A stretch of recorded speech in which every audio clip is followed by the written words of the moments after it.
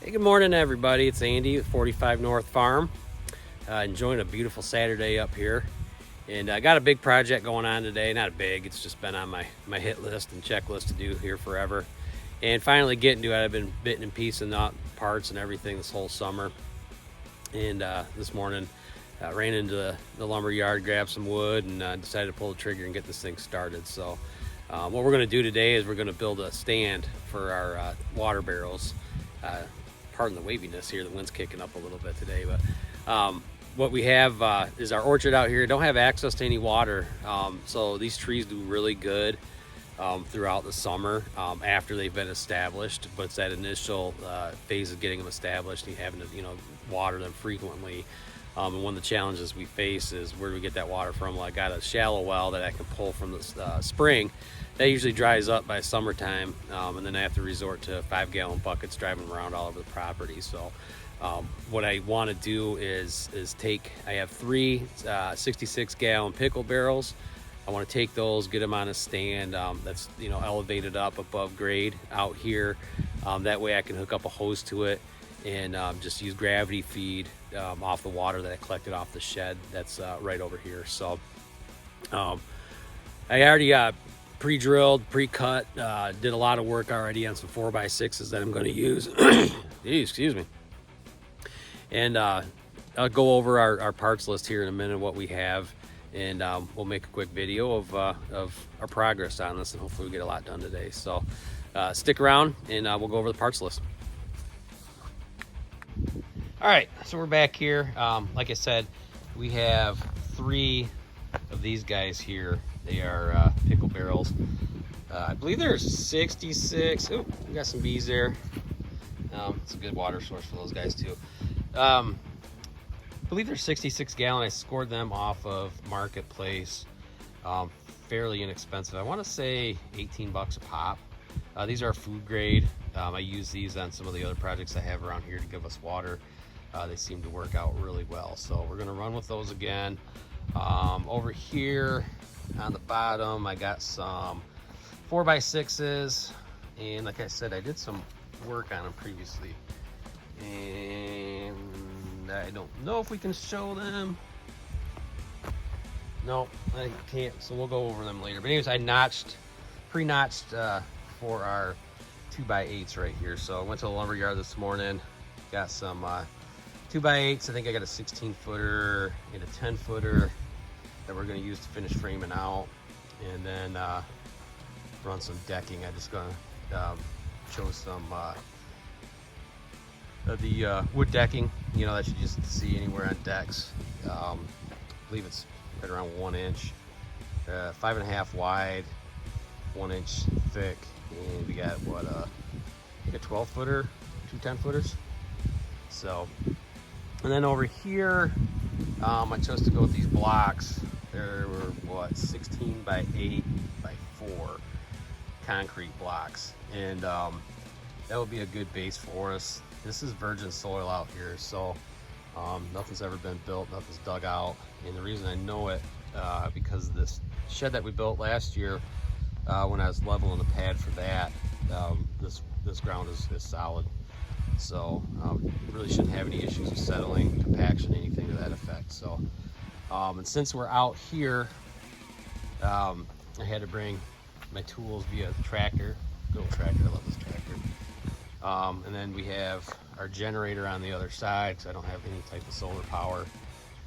So we'll be running off the generator. And over here, this is the orchard that we're looking to get water to. So a lot of these trees are already established. These closer ones have been here for 3 years. My peaches and nectarines are already producing, which is awesome. And we're just looking at watering the further ones, so I can put together a couple hoses and get water out there. That's going to be drawn off the roof here. So part 2 of this project will be getting gutters to put them up, which will also benefit our shed here. Notice the porcupine did a little damage over there, so we're working on that. That's another project. As long as the dog stays away from it, I'm fine with it. But we're gonna get some gutters to keep the water away from the shed. So right here, we'll collect it off this side and right over in this area that you see here is where we're going to have our water collection, and on the other sides I'll run that away from the building just to keep it a little bit more dry. So we'll get started here and be back with you in a few.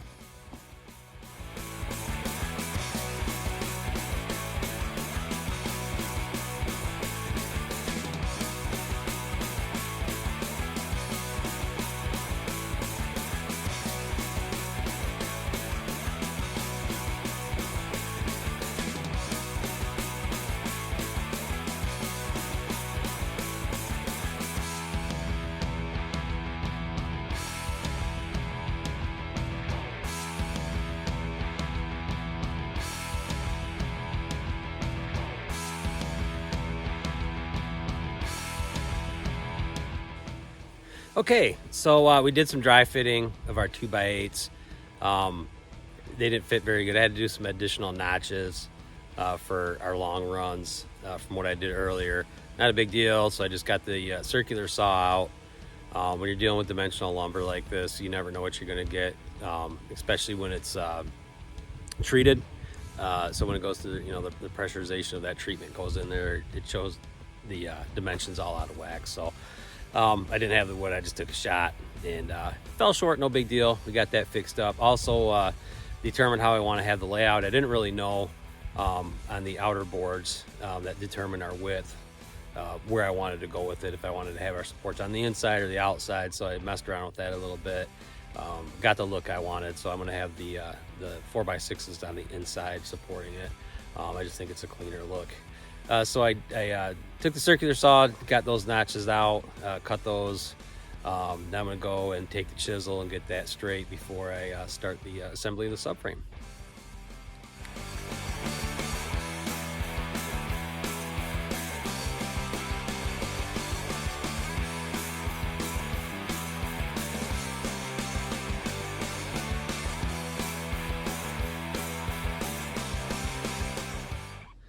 All right, so we got all of our 4x6s notched out, ready to go for our 2x8s.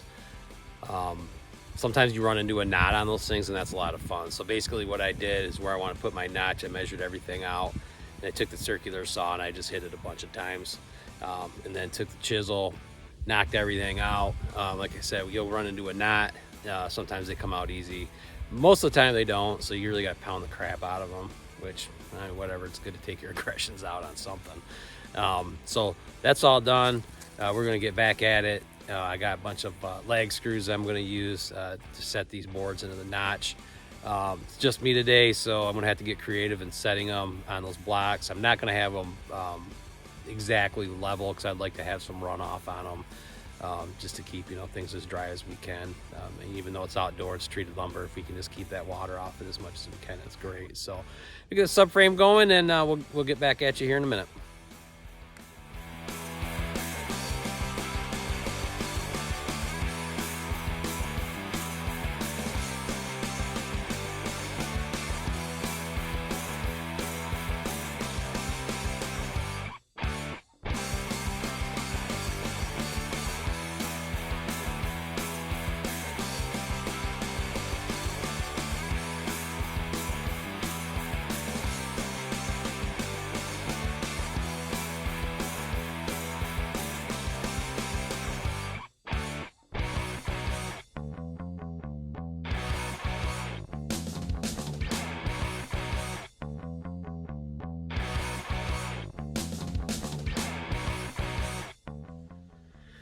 Okay, so you've seen behind me here, I got the concrete block set.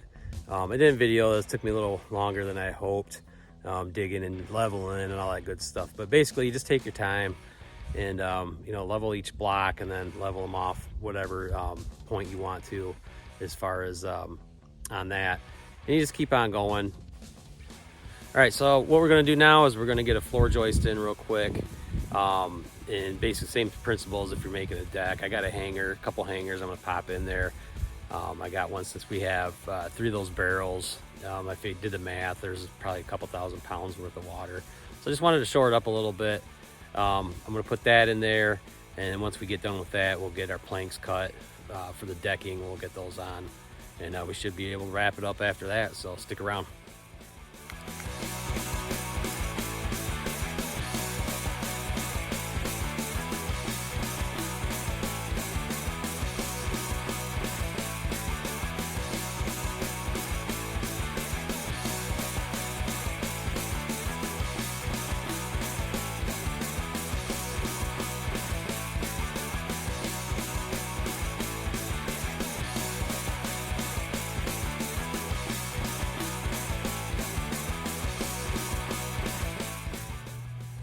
All right, so we got our decking all cut and ready to go. So we're gonna put that on here, and just kind of cleaned up some other areas.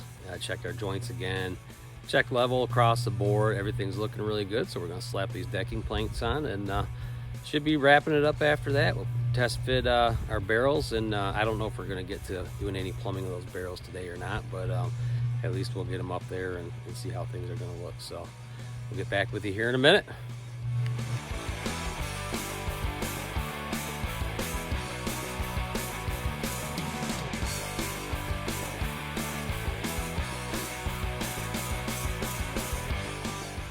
All right, so we got the decking on, and that went very smoothly.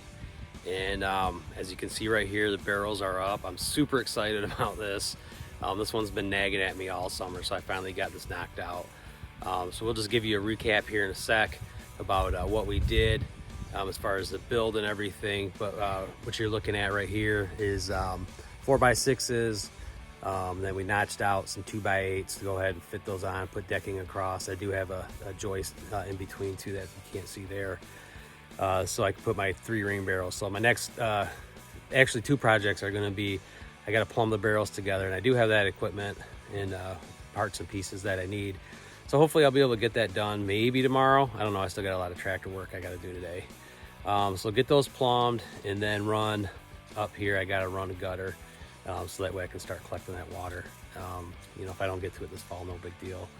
But next spring it's gonna come in important, very handy too as well, once we get more trees in our orchard, so we can get those things watered without lugging around 5-gallon buckets, because that sucks.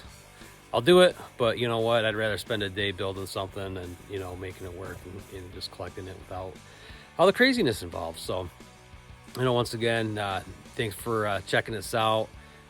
If you see what you like, you know, if you're liking what you see, I'm sorry, it's been a long day. Like, subscribe, hit that comment button, let us know what you think, any other tips or tricks, because I know I'm not the only one out there doing it. I'd love to hear what you guys have going on and what's worked for you. Because if I don't have to reinvent the wheel, then so be it. But I know this has worked for me over by our outhouse, and you know, the gravity fed part's going to be awesome to get those trees watered when we need them. So you guys take care and have a good day.